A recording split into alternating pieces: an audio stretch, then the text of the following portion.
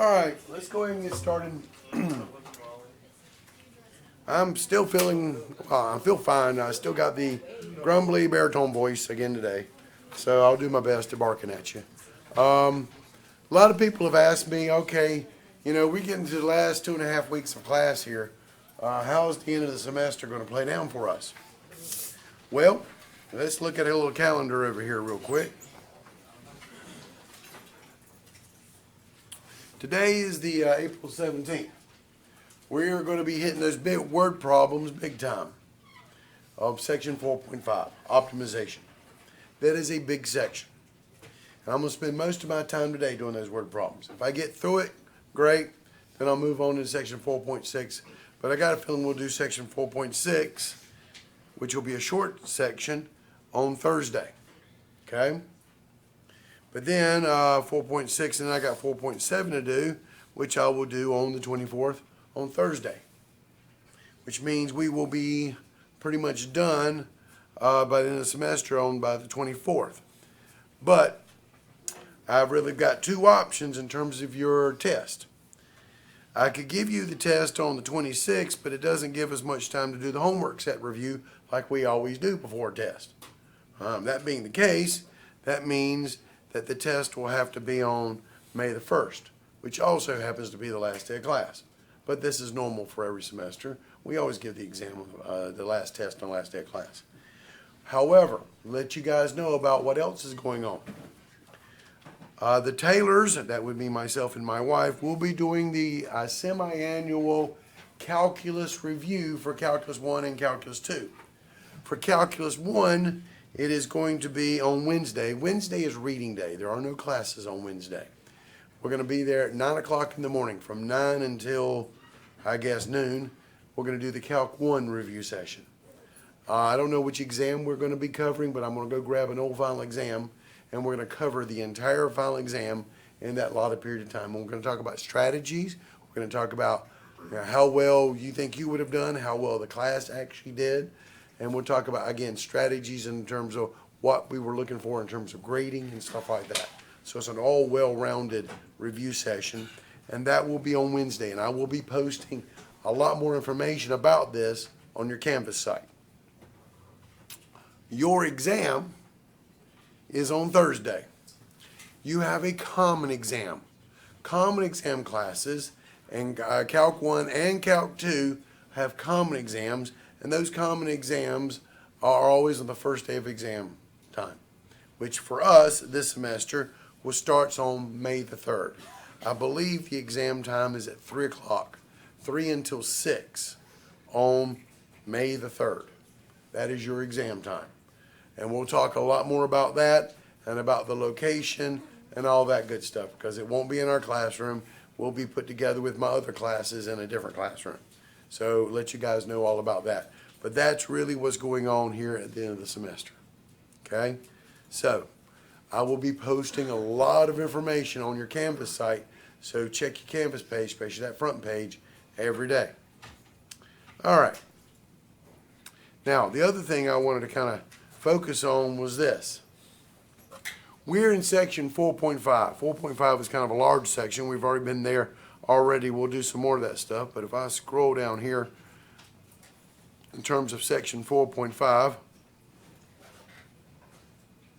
here it is right here. Okay?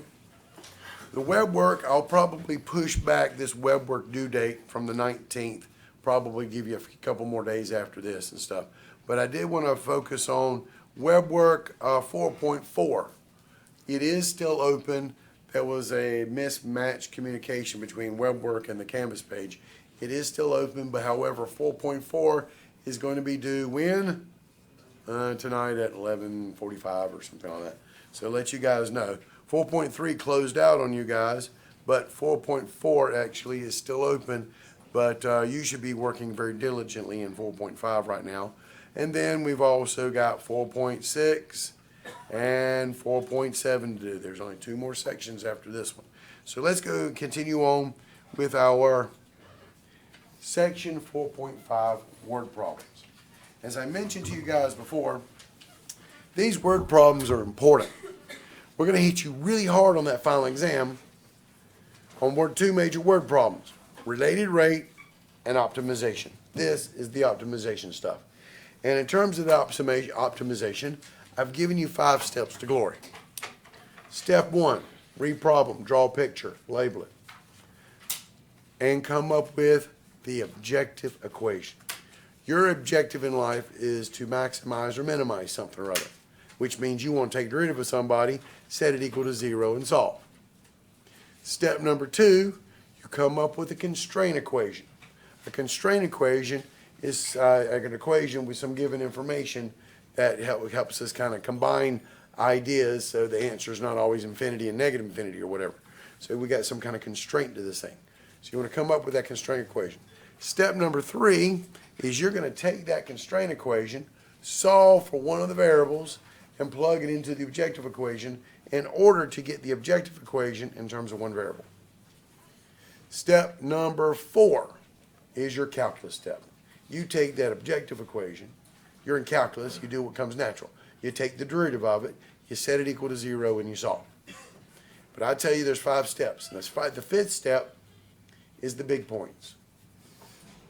Last thing is go back and answer the question. Because once you solve for x, that'll be part of the answer, but then go back and put it in the context of whatever the word problem is asking you to do. That's how you get the big points. Here's one. Again, we try to come up with problems that make you think out of the box, that make you think about science, engineering, math, chemistry, physics, computer science, the engineering all across the spectrum of engineering classes. Here's one. A cylindrical oatmeal container has a capacity of 3 liters. Find the dimensions that will minimize the cost of production to construct the container. Now, we've all eaten oatmeal from the Quaker Oatmeal Company, and we all know what the Quaker Oatmeal Company box looks like. It's a cylinder. And I drew you a cylinder, but that's all I did for you. What variables make up a cylinder? What do you need to know what a cylinder is? You need the radius. I'm going to call him R. I come up with my own letters. And what else do I have to have? The height, H. So you got to come up with your own variables. You can call it X, Y for all we care. You come up with your own variables. R for radius of the circle, H is the height. They want us to minimize the cost of production material to construct. So we're trying to minimize the cost to make this thing. What is it when you make a cylinder? How do you make a cylinder? What does a cylinder have to make it? And this is also known as surface area.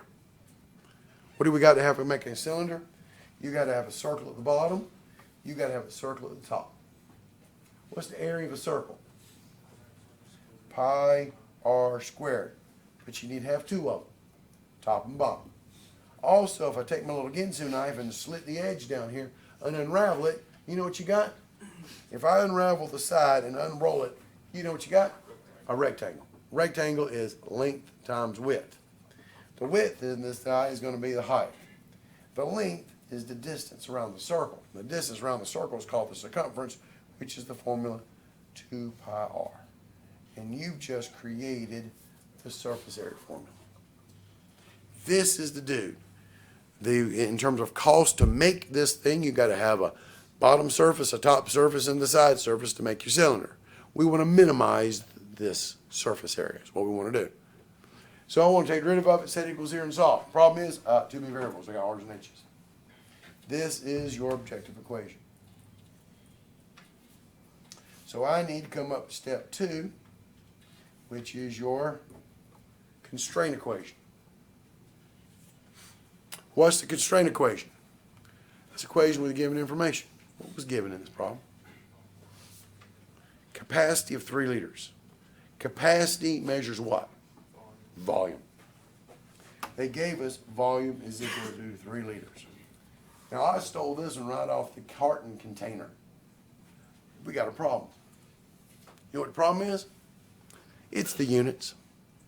What does liters measure? Think about your metric system. If you ask for something about liters, what are you expecting? Liquid volume. This thing's not liquid. We're trying to make a solid object here. I don't need liters. I need to convert. Now, do you happen to know what liters are in terms of your conversion factor? Well, you should know this. 1 cc is equal to 1 milliliter. That's a straight conversion factor. But what does cc stand for? Centimeter cubed, because it's volume. cc is a centimeter cubed. So what I've got here is this. 1 milliliter is equal to 1 centimeter cubed.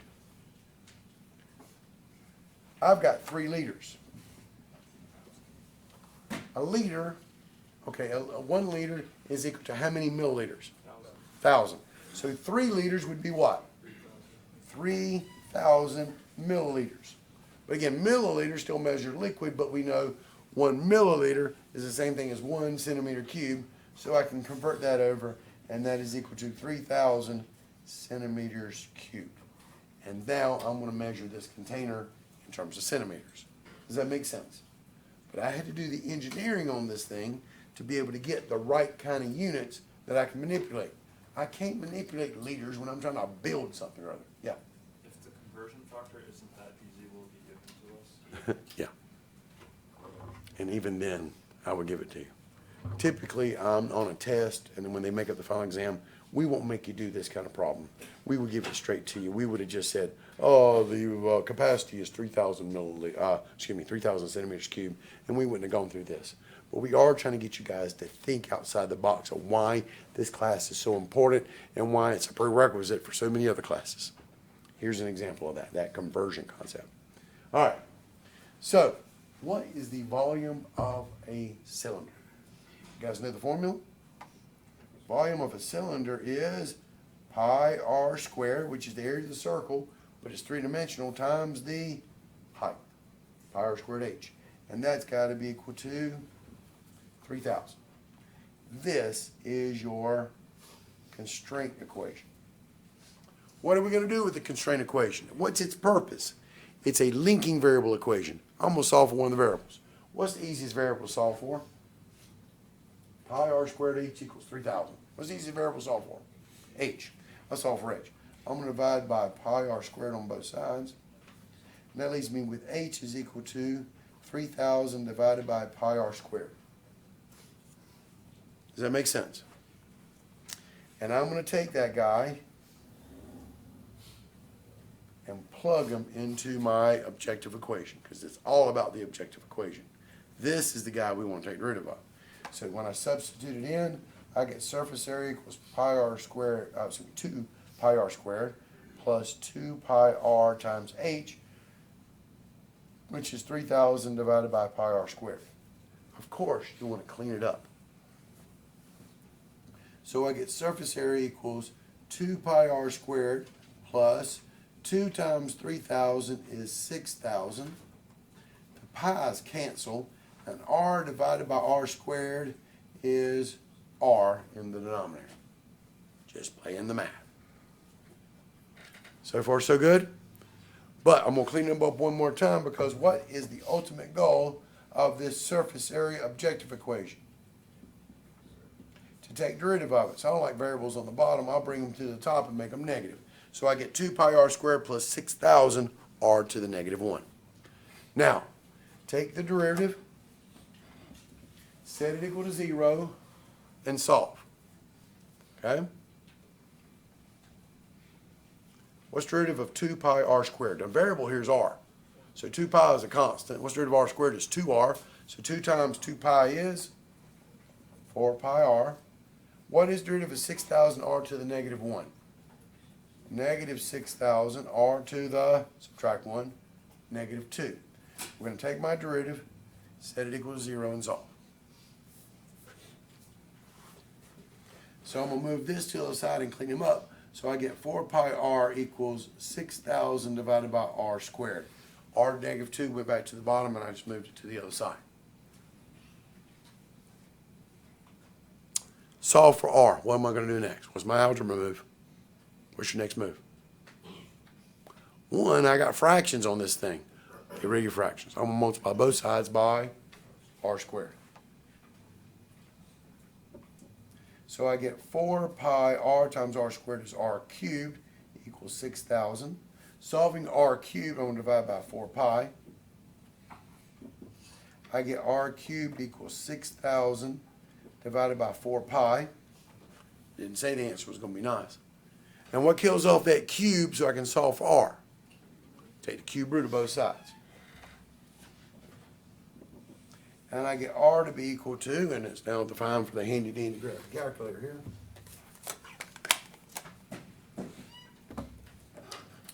Cube root of 6,000 divided by 4 pi.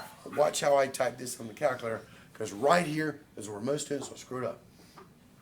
First off, if you don't know where your cube root button is, which most people don't, it's under the math thing here, you could also do, instead of cube root, raised to the 1/3 power. Cube root's a 1/3 power, like a square root's a half a power. And that's what I'm going to do. I'm going to put parentheses, watch this, 6,000 divided by parentheses 4 pi. You got to put parentheses around your denominator. Because if you don't, you type in a 4 pi, it'll put the pi on the top instead of the bottom. And it'll screw up your answer. Parentheses around your denominator. And then close the parentheses around the whole thing, raised to the 1/3 power cube root. And I get the radius to be 7.815926418. And what is radius going to be measured in? Because we converted it, centimeters. What's the last thing I'm going to do? Step number 5, always. Here's your money points. Go back and answer the question. What do they want me to find? The dimensions of your cylinder. The dimensions of a cylinder is r by h. We just got r. R equals 7.815926418 centimeters. I need to figure out what h is. But to be able to figure out h, that's what your constraint equation is for. So your h is going to be equal to 3,000 divided by pi times 7.815926418 squared. And I'm going to put that on my calculator.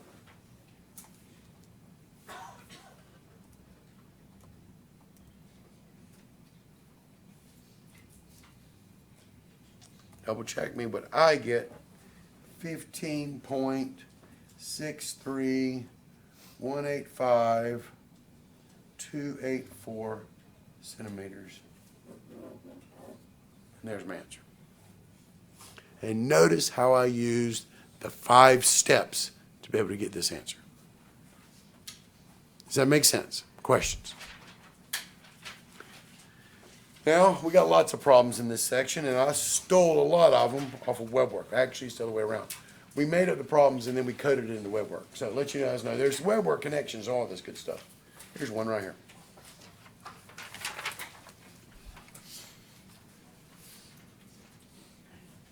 Find the area of the largest rectangle that can be inscribed in a semicircle of radius 4.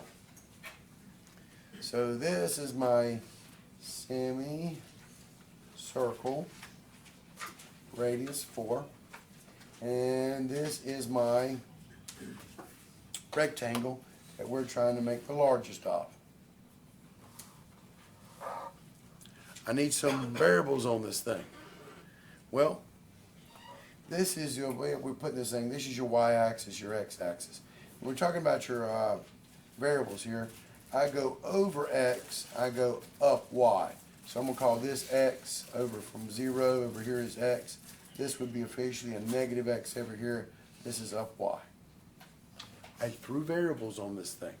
So I got to have some kind of letters. They want me to area largest rectangle. In English, maximize area of a rectangle. So what is my objective equation? The objective equation is area of a rectangle. Can you please tell me what the area of a rectangle is? No, not in this case. Just general formula though. Length times width. Watch. This is the rectangle. So it's length times width. What is the width of my rectangle? In terms of my variable. It's not x, it's 2x. Because 0 split it down the middle, and because of symmetry, it's x on one side, x on the other. It's 2x. The length which is the height, is going to be just the y variable. So when I plug it in, I get area in terms of my variables would be basically 2x times y. Does that make sense?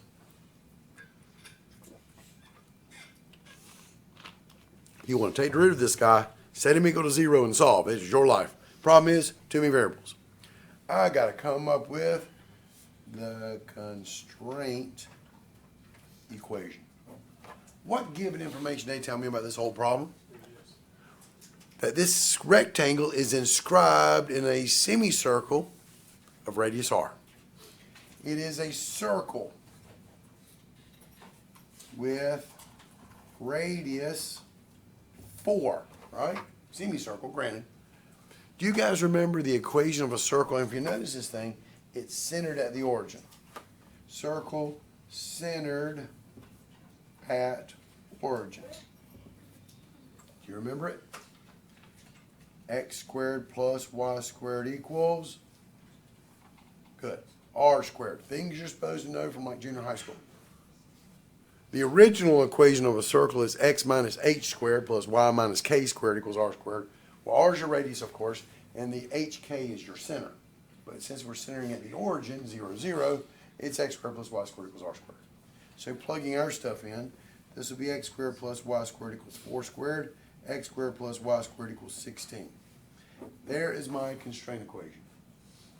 You see over here with my objective equation, I got two variables.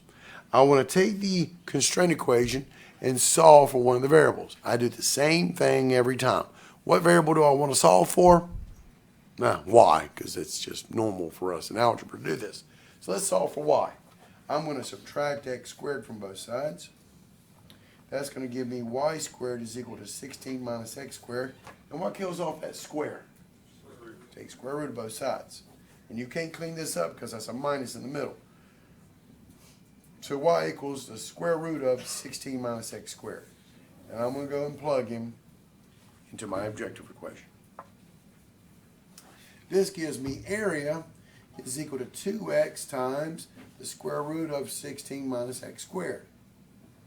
Clean him up because this is the dude I need to take derivative of. So area equals 2x times parentheses 16 minus x squared to the half a power, because we don't do square roots. To maximize and minimize anything, we want to take derivative of it, set it equals 0, and solve. This is what we do. This is your life. My question to you is very simple. What rule would you use to take derivative of 2x times 16 minus x squared to the half a power? That big old times in the middle, this is the product rule. Derivative of the first times the second plus the first times derivative of the second. Derivative of the first, what's derivative of 2x? Times the second. 16 minus x squared to the half a power. Derivative of the first times the second plus the first 2x times derivative of the second. The second is the 16 minus x squared to the half a power. What rule do I use to take derivative of that sucker?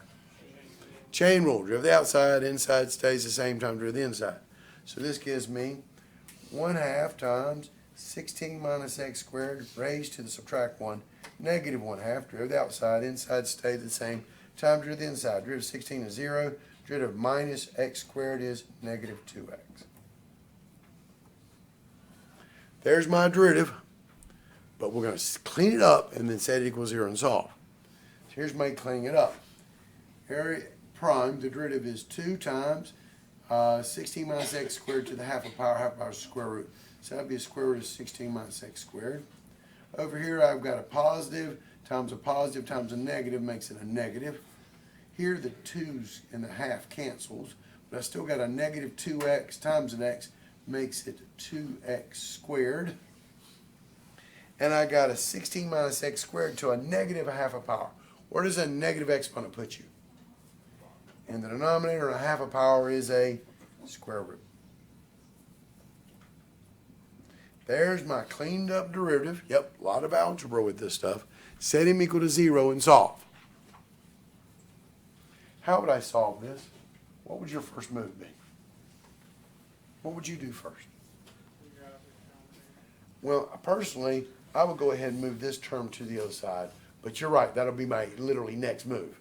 Let's get the, let's just move this term to the side and turn it into 2 times the square root of 16 minus x squared equals 2x squared over the square root of 16 minus x squared. And now let's clear that denominator. I would multiply both sides by the square root of 16 minus x squared. This cancels. So I get 2x squared on this side, and it'll be 2 times, and I got a question for you.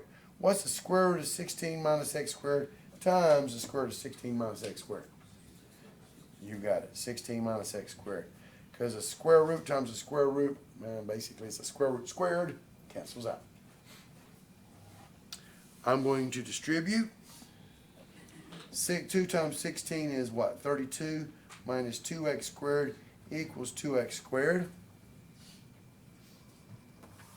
Solving for x, I would add 2x squared to both sides. They do not cancel, they double up. I get 32 equals 2x squared plus 2x squared is 4x squared. Divide by 4 on both sides. 32 divided by 4 is 8 equals x squared. And what kills off a square? Take the square root. Plus or minus, yes, but remember, x is representing a distance type thing here, so take the positive square root. So x is equal to the square root of 8. Or 2 square roots of 2 for you people who love to clean up radicals. Engineering calculus, we don't care. Okay? Square root of 8 is good enough for us. What's the last thing I do to any word problem? Go back and read the problem and answer the question. Put it back in context problem. What do they want me to do in this problem? Let's read the question. Find the area of the largest. Did they ask for the dimensions? They ask for anything like that? No. What do they ask for? Area. So I've got what x is, but that's not my answer. They want the area. So I'll go back to my area equation, which area is equal to 2x times the square root of 16 minus x squared, where x equals the square root of 8. Let's plug it in and see what we get. I get area equals 2 times the square root of 8 times the square root of 16 minus the square root of 8 squared. Let's clean it up. What's the square root of 8 squared? 8. What's 16 minus 8? 16 minus 8. 8, good, 8. So it's 2 square root of 8 times square root of 8. What's the square root of 8 times square root of 8? Times 2. And answer 16. 16, there are no units on this thing, so units squared because it is area. There you go, answer 16. Always go back and make sure this is where the big points are. Go back and answer the question. Does that make sense? Questions? Here's a problem, and I want you guys to focus on this for 2 reasons. Number 1, there's a web work question on it. Number 2, in the last, I don't know, a couple of years of final exams, this guy keeps showing up on the old final exams, whether it be on the multiple choice part or the free response part. And I remember the first time I saw this question on the final exam. It was a fall semester, and we had about 2,000 some odd students taking Calculus 1. It's a common exam. Everybody gets the same exam, and us professors the next day have to do what we call the grading party. All the professors of Calculus 1 all come together, usually at 9 o'clock in the morning or whatever, bring some food and some drinks with you, and we sit there for 3 hours and we grade 2,000 final exams. Each professor has a different problem to grade. There's like 5 more free response questions to grade. This is one I got to grade. It was a great problem to grade. You know why? No, that was part of it. Nobody actually did it. No, that was the real problem.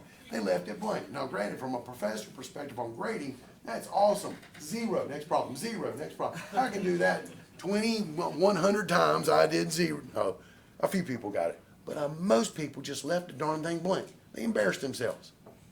Come on, you know something. The problem was they didn't put it into context of the problem. So I want you guys to look at this problem and let's figure it out if you don't know it. But it does require some knowledge of some high school math and stuff. Here it is. Find the point on the line y equals 4x plus 7, which is closest to the point 0, 0. They don't know what to do. Have no idea. Because they don't even know what kind of problem it is. because you got to convert English to mathematics. What does the word closest mean to you? You want to minimize distance. That's what closest means. They didn't put, I think more students would have actually attempted it if they put the word minimize the distance from, they would have known that it was one of these optimization problems and start looking at it from 5 steps of glory here. But the word closest completely escaped them. Closest means minimize distance. We have to minimize that distance from the point on the line. This is the point, I'm going to call it arbitrary x, y on the line to the point, and this one's 0, 0. WebWorks can give you an arbitrary 0.5, 6 or something like that. Who cares? But to minimize distance, you know, there's no real word problem on this thing. I mean, no picture. I can make a picture for you if you'd like to see it. And I will. Here's a picture. Y equals 4x plus 7. Let's graph it.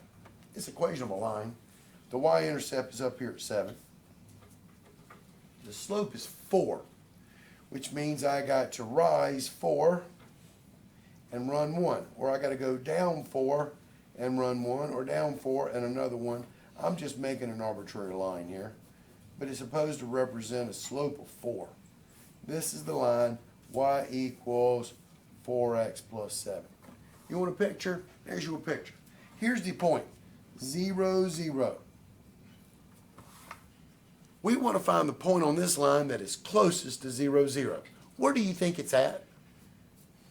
Is it over here? Is it over here? Somewhere where?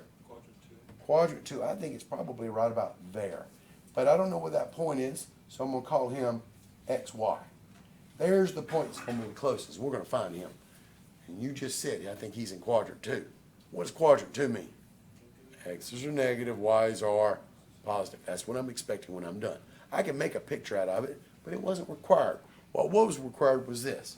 If you want to minimize distance, you got to come up with the objective equation. You got to have a distance formula. That's something from high school. Do you remember your distance formula from high school? Square root of x2 minus x1 squared plus y2 minus y1 squared. This is the distance formula from 2 arbitrary points, x1 comma y1, x2 comma y2. You with me so far? I've got 2 points.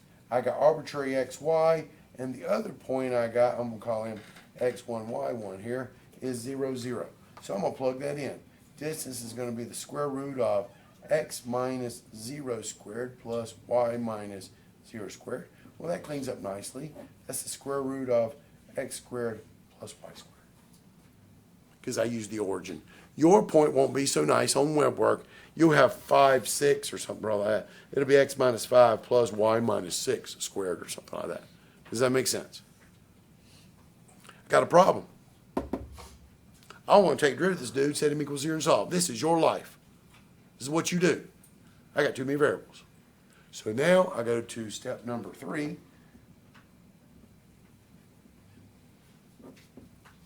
Come up with the constraint equation.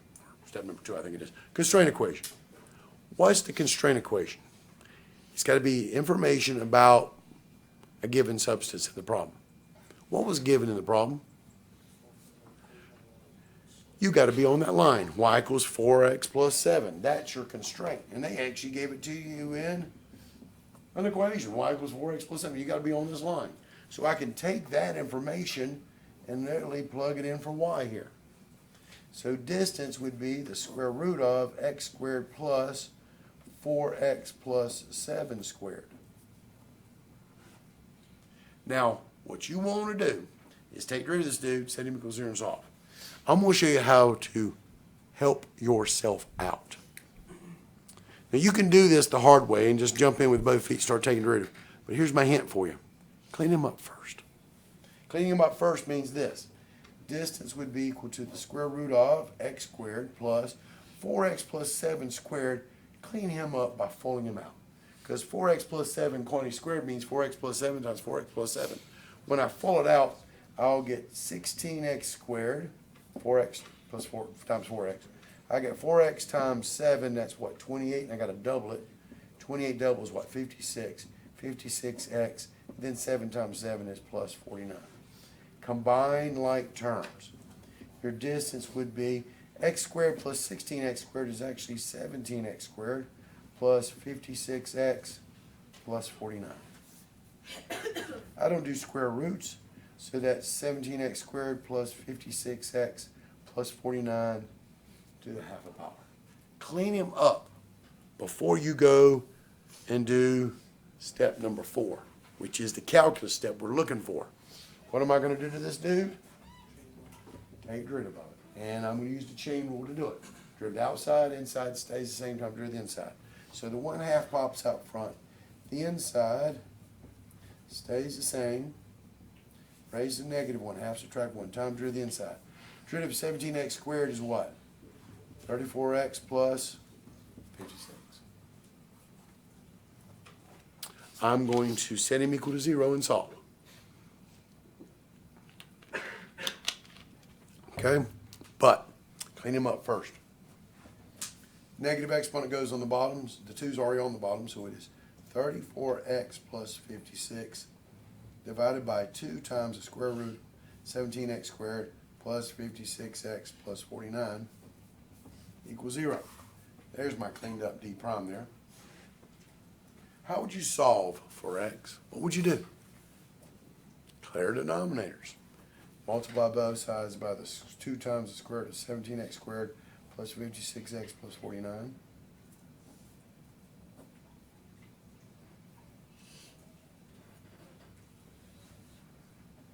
And you'll notice that this cancels here, and you're left with just the numerator. 34x plus 56 equals 0. 0 times the square root, still 0. Solving for x, I would subtract 56. That gives me 34x equals negative 56. Divide by 34. And reduce the fraction just to make it look good. Negative 56 divided by 34 is negative 28/17. That's step number 4. Never forget step number 5. Go back and ask the questions. What are we supposed to find?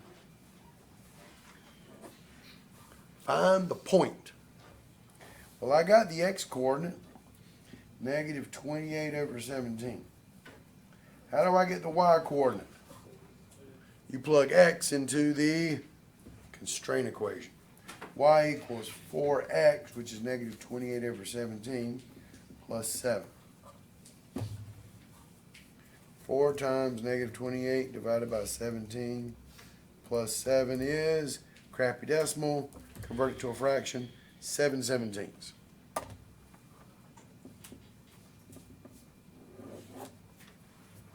And there's my answer. One last thing before I move to the next problem. Where's the point at? Negative 28/17 and 7/17. Negative 28/17, positive 7/17. Guess where it's located at? Second quadrant, like I expected it to be. Yes? This might be entirely wrong, but on stack exchange, I read that you don't need the square root for the distance formula, you just need the... No, you can actually maximize the square of the distance formula. It works the exact same way. But if I'm going to do it, I'm going to do it right. This is the actual distance formula, right? But you're right. Maximizing the square of the distance formula will get you the same answer. Right. All right, here's no.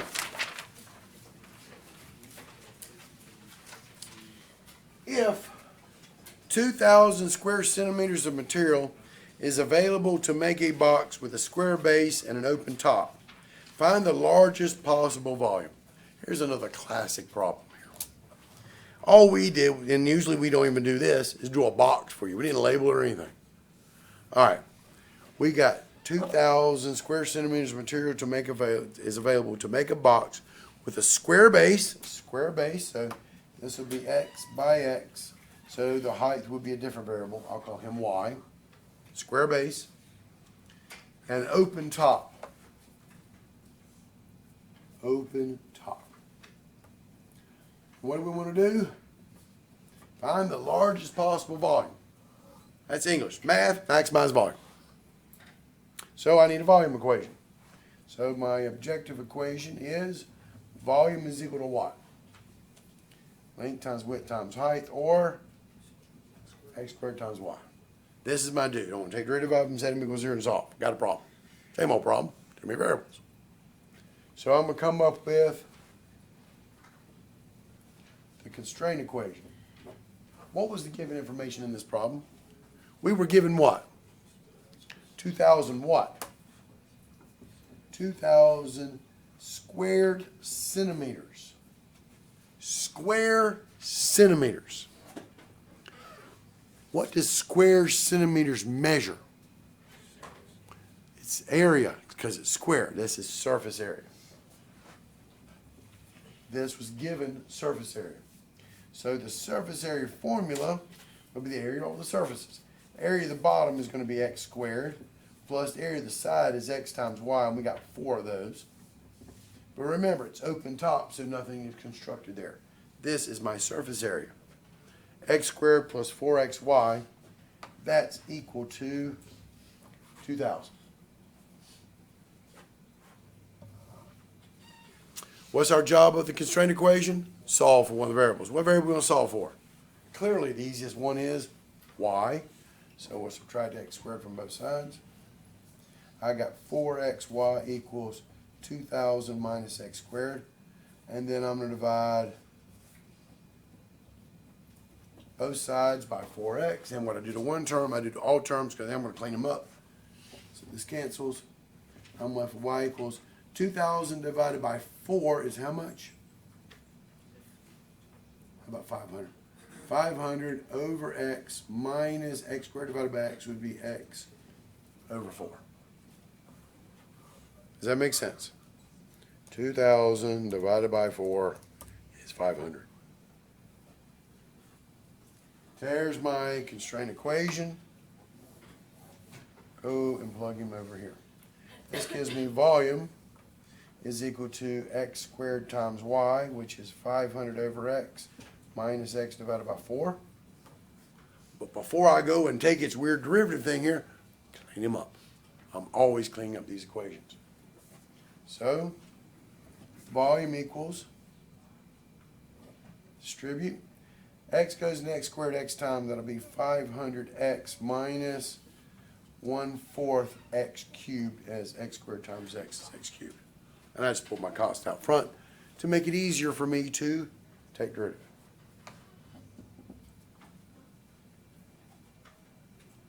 What is the derivative of 500x? 500 minus, what's the derivative of 1/4 x cubed? 3/4 x squared, right? Bring down the 3 times the 4 is 3/4 x squared. Set equals 0 and solve. I'm going to move this term to the side. So I get 500 equals 3/4 x squared. I'm going to multiply by 4 on all sides.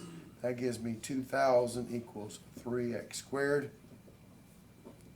Divided by 3, I get x squared is equal to 2,000 divided by 3. And what kills off a square? Take square root of both sides.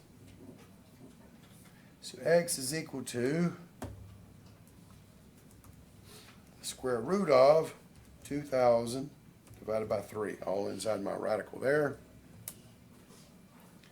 I get 25.8198887, and this would be a centimeter. But don't forget to go back and answer questions. What do they want on this one? Did they want the dimensions? What do they actually want on this problem? They wanted to actually find the largest possible volume. They wanted the volume. So now that I got x and they want volume, I'll go to this equation right here. Volume is equal to 500x minus 1/4 x cubed. There's my x. So this will be 500 times 25.8198887 minus 1/4 times that 25.8198887 cubed. And I get, double check me on this, 500 500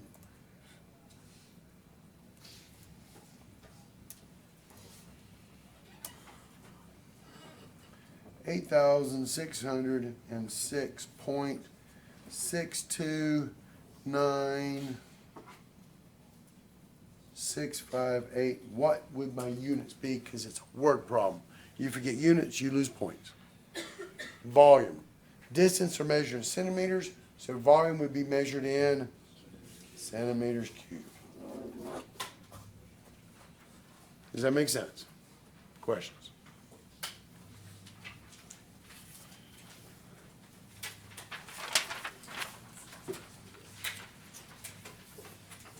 Here's a web work problem. So take good notes off of it, because I don't want to answer a bunch of people's questions in my office when I've actually done it in class. All right. This is one of those thinking questions. They want you to maximize and minimize. Oh, enjoy this. You have a piece of wire. In my case, it is 12 meters long. That's cut into two pieces. One piece is bent in the shape of a circle with radius r, and the other is bent into a square with side s. How should the wire be cut so the total area enclosed is A maximized, B minimized? This is an engineering problem 101. All right. First thing. I got a piece of wire. How long is my wire? It's 12 meters long. We are going to cut this wire someplace.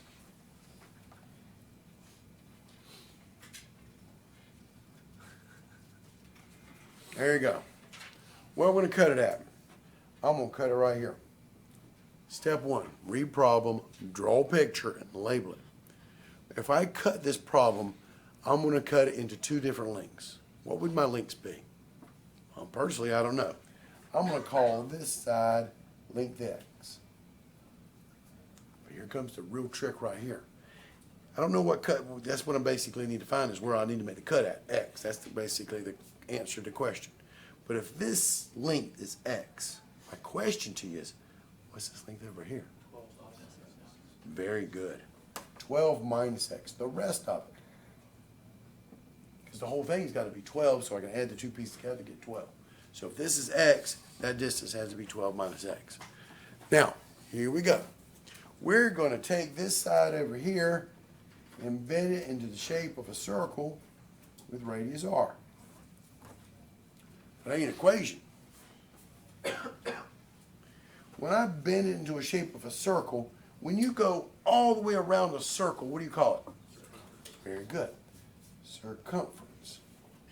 And the circumference formula is 2 pi r. But the circumference distance is x, because that section is what we bent into a shape of a circle. So the x is the circumference of the circle I want to make, which gives me an equation, x equals 2 pi r.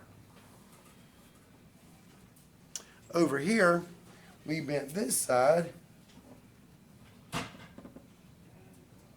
into a square of side s.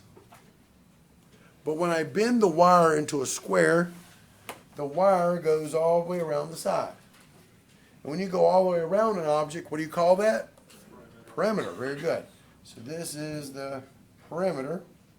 And so my perimeter, because it's a square, is going to be, remember, 4s. It's the distances all the way around. Does that make sense?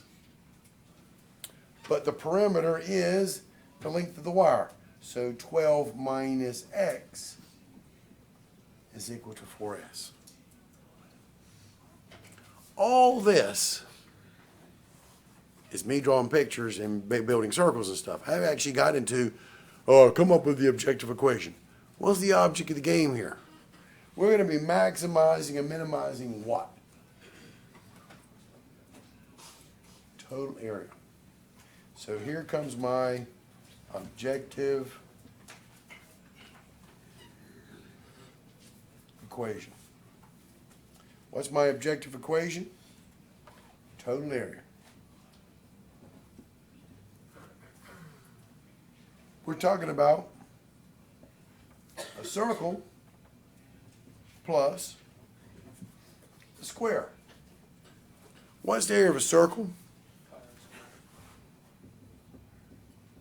It's the area of a square. Side squared, length by width, side squared, right? Problem is, too many variables. And it's not the variable I want. The variable I want is how should I cut this thing. The variable I want is x. So what you're going to do here, these are my constraints. Even though I didn't label it, these are my constraints. Solve for r. R is going to be x over 2 pi. Solve for s. S would be 12 minus x divided by 4. And I'm going to go take these two guys and plug them in. And when I do, I'm going to get one variable on my equation. Area is equal to pi times r, which is x over 2 pi squared, plus s, which is 12 minus x divided by 4 squared. Of course, I'm going to clean this up before I take derivative, set equals 0, and solve. This would be equal to pi times x squared over 2 squared, which is 4 times pi squared, plus 4 squared is 16, and this is 12 minus x squared. I'm going to go ahead and fold it out. That's 144 minus 24x plus x squared. I foiled it just to clean it up.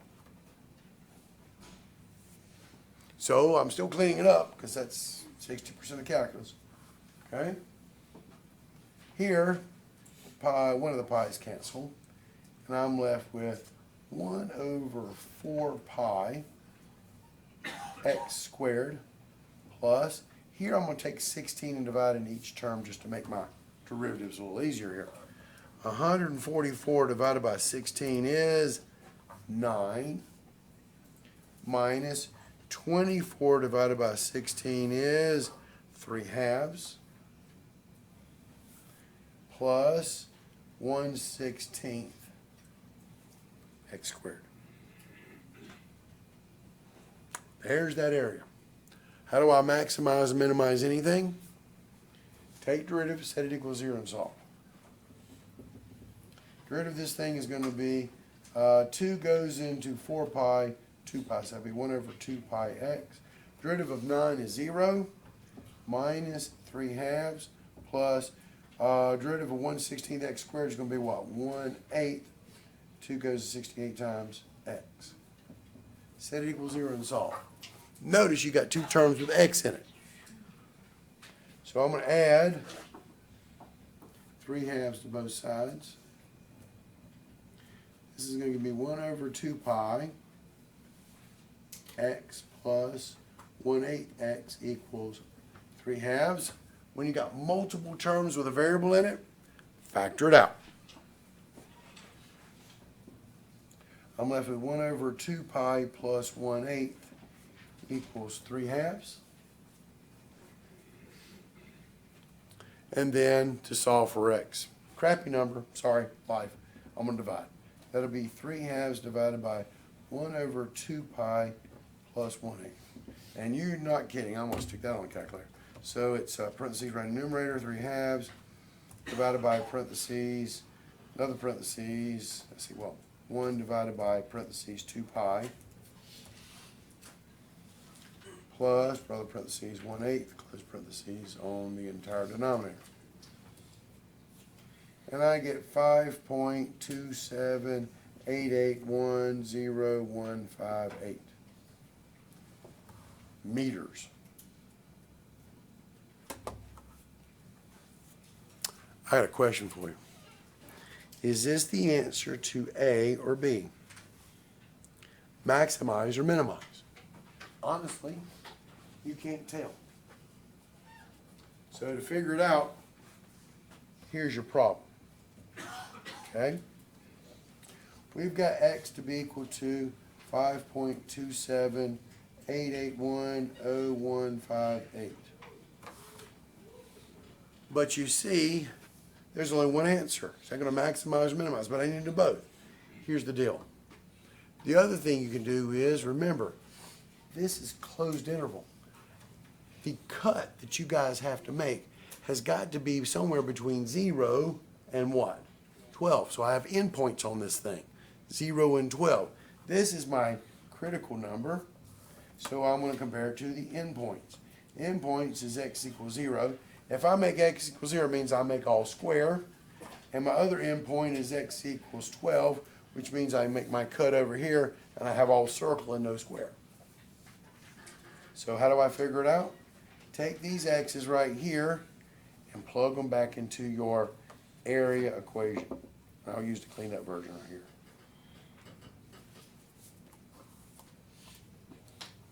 And so when I plug it into my area equation right here, I'm going to get 1 divided by parentheses 4 pi times a 5.27 squared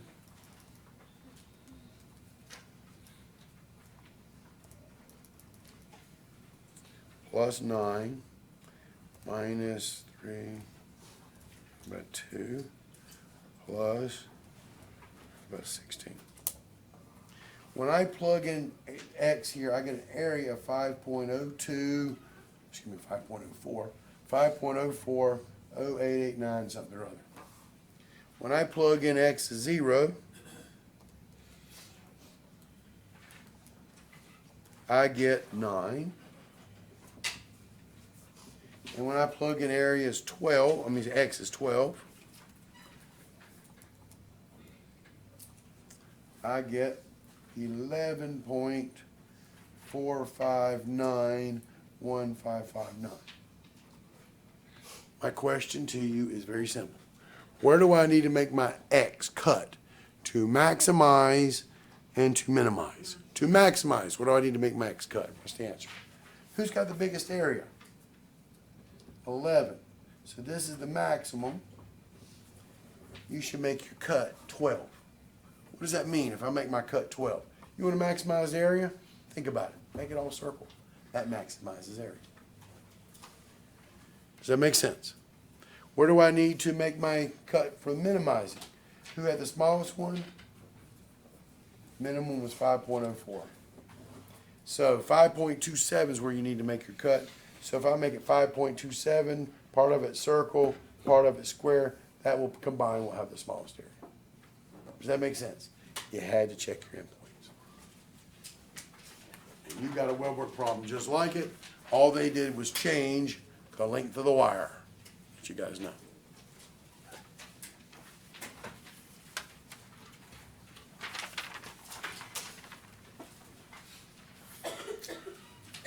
Another big construction problem for you engineers out there. A Norman window is a window that has the shape of a semicircle on top of a rectangle, so that the diameter of the semicircle is equal to the width of the rectangle. What is the area of the largest possible Norman window with a perimeter of 45 feet? Okay. First off, you guys know why they call this thing a Norman window? Let's see if you guys know your history. Norman. Think your English history. Norman conquest, 1066 AD. What's that? I don't think they taught us that. Really? Who did? Your English 1066, you never Battle of... outstanding. Good job. Yes. For the one person that knows it. Outstanding. Somebody in military history here. The Norman conquest. The Anglos came over to beat up the British, called the Saxons, and you get the Anglo-Saxon stuff here. All right, so 1066. But here's the deal. Look at time frame. This is England, Dark Ages. How's that? Middle Ages. What do you want to call it? What do they make houses out of back then? What? No, it wasn't. It wasn't stucco. No. What do they make it out of? Stones. Right. They didn't. They had some wood, but they didn't have a bunch of thatched roofs, and that's about it. But they made their houses out of stone. When you make a house out of stone, that's awesome. But if you do a traditional window out of stone and you frame this with wood and you put a bunch of stones up here at the top of this thing, come on, know your statics here. What's going to happen to your window? It's going to collapse, and the whole house is going to collapse inside of itself, and people die because these stones weigh a lot of ton of weight here. So about that time, they came up with the idea, instead of doing a traditional window like we do with steel and stuff like that, they do a semicircle. Look at the stress loads. If I put a bunch of rocks up here, where are my stress loads at? They're going to not go, it's not going to go straight down. They're going to hit that arch, and they're going to go out towards the side. And what do you got on the side of this thing? More stones. Stones can handle the weight of stones. You got wood right here, but it's vertical. So that's a vertical piece of wood that can handle a lot more weight than one that's horizontal where you're going to break it in the middle. Think about the physics. It's absolutely beautiful. Area construction, Middle Ages. This is called a Norman window. We still use it today. Who makes Norman windows? Those $1 million views in the mountains or at the beach or something like that. It's going to cost you to have a window like this, but it lets out the most amount of light. You understand? You've seen HGTV and all that good stuff these days, right? So here it is. They're going to make a Norman window and charge you for it. So here's my engineering folks here. We want to make the biggest window possible, but we have to have a perimeter of 45 feet. We do have a constraint. We got to put some variables on this thing. Well, I'm going to call this part up here, I like variables x, but it's the radius. It's the radius of my semicircle. X equals radius of semicircle. Does that make sense? I'm going to call this distance y. That's the height of the rectangular piece. What would this distance be right here? 2x. All right, let's do some math. We want to make the largest possible Norman window. We're talking about area here. We want to maximize area. Notice how I have to take the English and convert it to math. Maximize area. So area. What is the area of a Norman window? Well, it's the area of a rectangle plus the area of the semicircle. The area of the rectangular part is length times width. That'll be 2x times y plus the area of the semicircle part. Area of a circle is pi r squared. Area of a semicircle is going to be 1/2 pi r squared. So that'll be 1/2 pi, but instead of r, I called it x squared. Does that make sense? Here's your dude. Take the derivative of it, set it equals 0, and solve. You got it. Got a problem? Same old problem. Too many variables. Got x's and y's. So I got to come up with the constraint equation. What is my constraint in this entire problem? What's the constraint? We got a perimeter. They're making some fancy border around this window, and all they got is 45 feet of fancy border. So the perimeter equals 45 feet. You with me? So the perimeter is the distance all the way around. So I'm going to go y. I'm going to go another y. That makes it 2y. I'm going to go a 2x down here at the bottom. So I'm going to go here, here, and here. But then I got to go around the semicircle. When you go around a circle, it's called circumference. 2 pi r. You go around a semicircle, it's going to be 1/2 2 pi r or pi r, but r is equal to x. Does that make sense?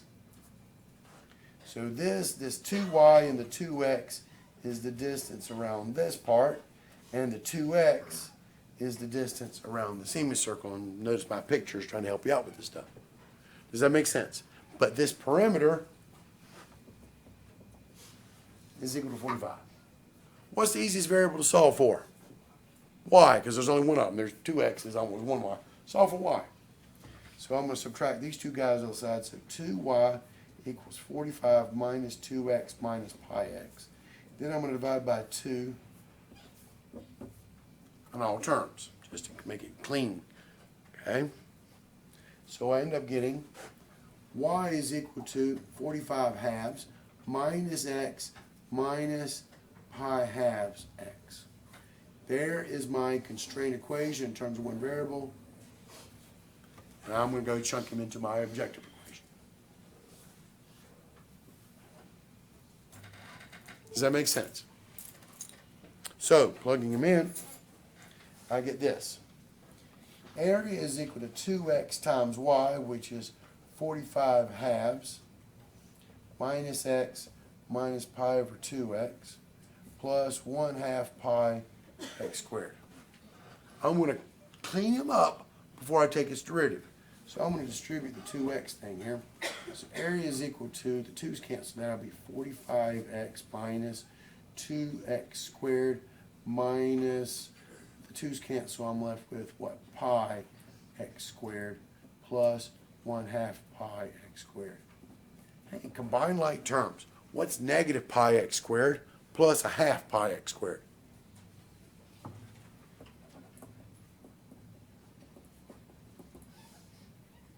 Minus pi x squared plus 1/2 pi x squared is going to leave you with minus 1/2 pi x squared. You got a negative pi and you add a positive 1/2 a pi, you're still left with a negative 1/2 pi x squared. So there's my area. I'm going to take derivative, set it equals 0, and solve. Derivative 45x is 45.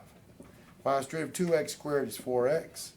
Minus the derivative of this guy is what? The 2 cancels with the 1/2 pi x. Set him equal to 0 and solve. I'm going to add 4x to both sides and add pi x to both sides. Get all my x's on one side. So I'm left with 45 is equal to 4x plus pi x.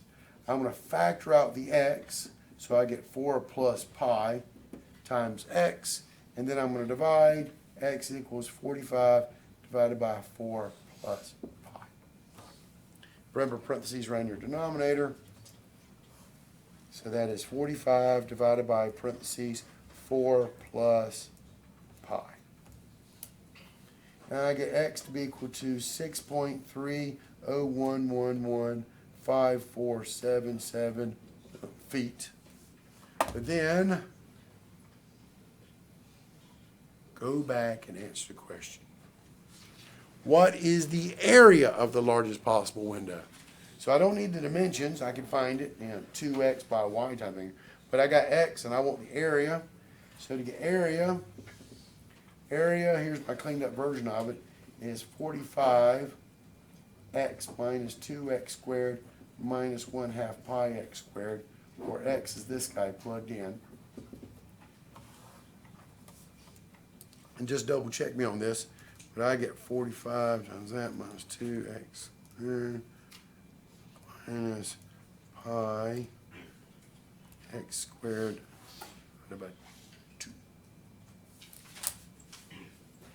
I get a 141.7750,982 feet squared is going to be the maximum area that you have on this normal window. Does that make sense? It's not hard, tedious with the pi stuff in there, but think about it from an engineering perspective. Does that make sense? Questions? Classic problem. And also think about physics, stress loads, and math history here. Here you go.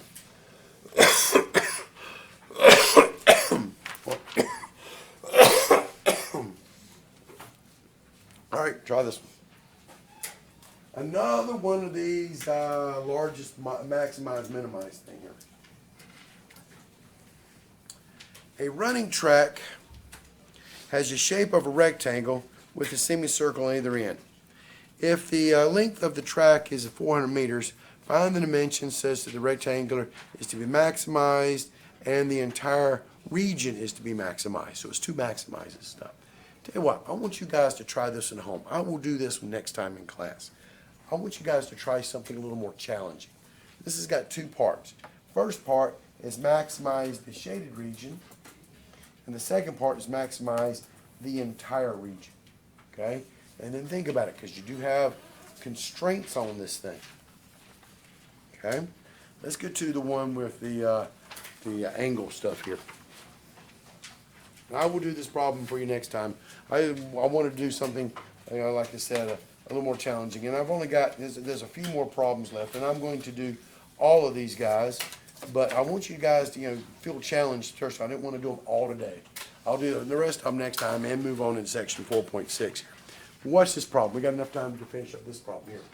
What angle theta, good trick here, between two edges of length 3 will result in the isosceles triangle with the largest area? What do we want to do? Maximize area. Right? We're going to maximize area. What is the area of a triangle? All right, fine. 1/2 base times height. The problem is, what are we interested in? What angle, what? Theta. Theta is not part of this problem yet. That's my constraint. I got to put in the theta, and I also got to put in these side 3s for this isosceles triangle. This is your base.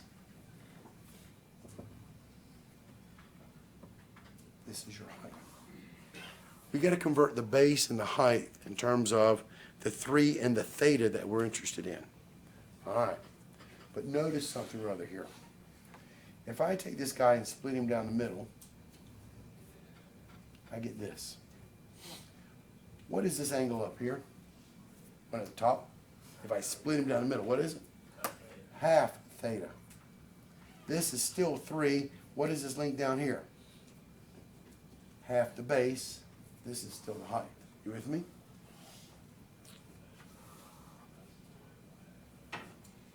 So now, I'm interested in replacing the B and the H. Here we go. If I focus on this particular angle, I'm going to call him alpha. Focus because he's up here. This is the opposite side because he's straight across. This would be the adjacent side, and this is the hypotenuse. And these are the things you're supposed to know about right triangle trig. Sine alpha, cosine alpha, tangent alpha. Oh heck, another hour of algebra, right? Your ratios. So here we go. In terms of this thing here, the sine of 1/2 theta would be the opposite over the hypotenuse, which is 1/2 b over the hypotenuse is 3. The cosine of 1/2 theta is going to be the adjacent over that, which is h over 3. Does that make sense? So, cleaning this up, the sine of 1/2 theta is equal to 1/2 divided by 3 is a 6, equals 1/6 b, and the cosine of 1/2 theta is going to be 1/3 h. Solve for b and solve for h. When I solve for b, I'm going to multiply by 6 on both sides. That'll be 6 times the sine of 1/2 theta. Solving for h here, multiply by 3. I get 3 times the cosine of 1/2 theta is equal to h. So as area equals 1/2 base times height, I substituted in to get the variable that I was interested in, which is that theta. Granted, it's 1/2 theta, but still theta's in there. This will be 1/2 times 6 sine of 1/2 theta times h, which is 3 cosine of 1/2 theta. 6 times 3 is what? 18 times 1/2 is 9. Area equals 9 times the sine of 1/2 theta times the cosine of 1/2 theta. Does that make sense? All I did was clean it up. How do you maximize and minimize anything? What are you going to do? Take derivative, set equals 0, and solve. 9's a constant. You just leave him out front. How do I take the derivative of sine of 1/2 theta times the cosine of 1/2 theta? What rule am I going to use? Product rule. Derivative the first, the sine is cosine of 1/2 theta times derivative the inside, which will be 1/2, times the second, cosine of 1/2 theta, plus the first, which is the sine of 1/2 theta, times derivative of cosine, which is what? Negative sine of 1/2 theta times 1/2. So I'm going to clean that up. Can you do that again? Product rule. Derivative sine of 1/2 theta, chain rule. What's derivative of sine? Cosine. Cosine 1/2 theta times 1/2. Times the second, cosine 1/2 theta. Plus the first, which is sine of 1/2 theta, times derivative of the second. What's derivative of cosine? Negative sine. Negative sine, 1/2 of theta, times derivative of the inside, which is times 1/2. Chain rule. Okay? Cleaning this thing up, you can factor out the half, and you get a prime to be equal to 9/2 times cosine squared of 1/2 theta minus sine squared of 1/2 theta. We're going to set it equal to 0 and solve. And setting it equal to 0 would be just like setting this factor equal to 0. Cosine squared of 1/2 theta minus sine squared of 1/2 theta is equal to 0.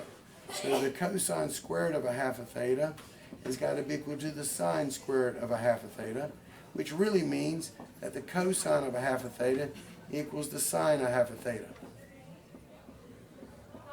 Please tell me what angle is the sine and the cosine the exact same thing. Now we're talking about a triangle here, so you only work between 0 and 180 degrees, or 0 and pretty much 9 degrees type thing here. 45 degrees. We'll talk about this thing in degrees here. You can convert to radians if you want to. It's 5/4 radians. So 1/2 theta equals 45 degrees. What does that make theta equal to if 1/2 theta is 45 degrees? 90 degrees. Or pi halves for you radians folks here. That is my answer. The angle has to be 90 degrees or pi halves to be able to give me the largest rectangle possible. Study hard on this stuff. We'll finish up the last few problems next time and move on into section 4.6. See you guys then.